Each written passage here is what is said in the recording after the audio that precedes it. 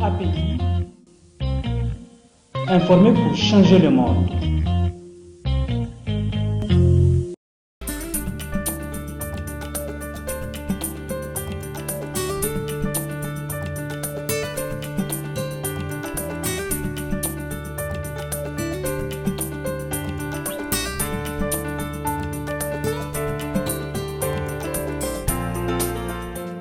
L'accès à l'eau est un droit fondamental, reconnu par la Constitution de la République du Niger.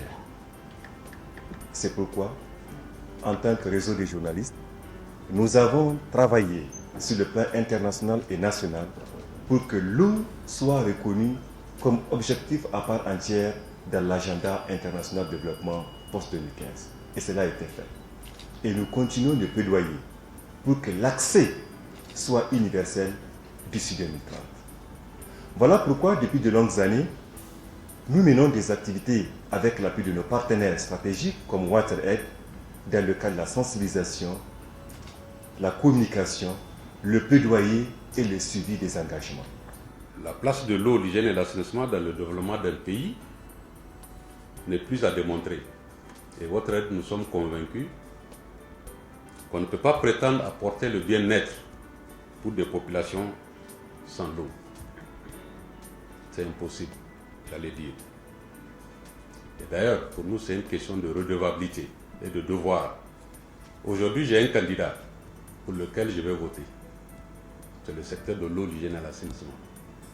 Et c'est pour cela que je saisis cette opportunité pour déclarer le lancement de la campagne pour le plaidoyer pour le secteur de l'eau, l'hygiène et l'assainissement dans ce contexte de campagne électorale, aussi bien locale, législative que présidentielle. Nous voudrions vraiment profiter de cette campagne pour mener un plaidoyer auprès des candidats aux différents postes électifs. Nous voudrions également faire en sorte qu'il y ait un éveil de conscience citoyenne.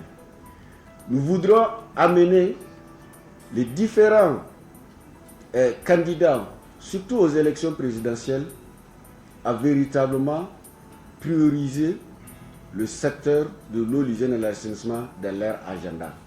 Pour aboutir à tous ces objectifs,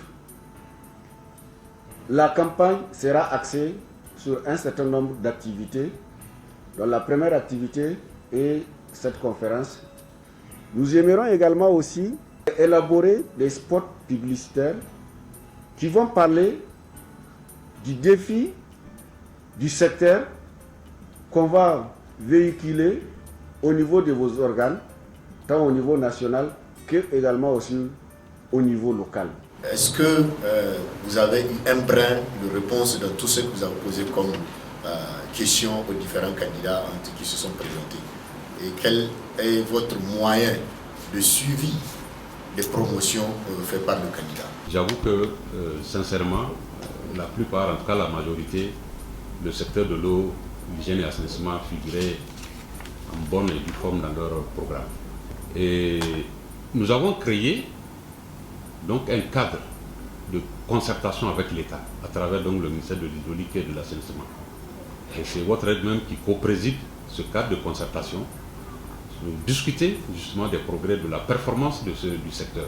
On sait que dans leur programme, vraiment devant le peuple, ils disent une fois au pouvoir, je ferai ceci, je ferai cela pour le bien-être donc de cette population. Alors, comment comptez-vous vraiment amener ces leaders politiques à prendre en compte vraiment les questions d'eau, de l'hygiène et de l'assainissement? C'est avec votre aide. On n'a pas malheureusement les moyens de rencontrer tous les candidats, aussi bien les candidats aux élections locales, législatives que présidentielles. Même présidentielles, il y en a 30. Ce n'est pas évident pour nous de les rencontrer. C'est que, donc, à travers les médias, à travers les réseaux sociaux dont mon collègue en a parlé, nous voulons que vraiment nous faisons le plaidoyer pour qu'ils puissent les prendre en compte. Donc, est-ce que de 2016 à aujourd'hui, il y a eu véritablement des avancées dans ce secteur, surtout concernant l'eau? J'avoue que beaucoup d'efforts ont été faits.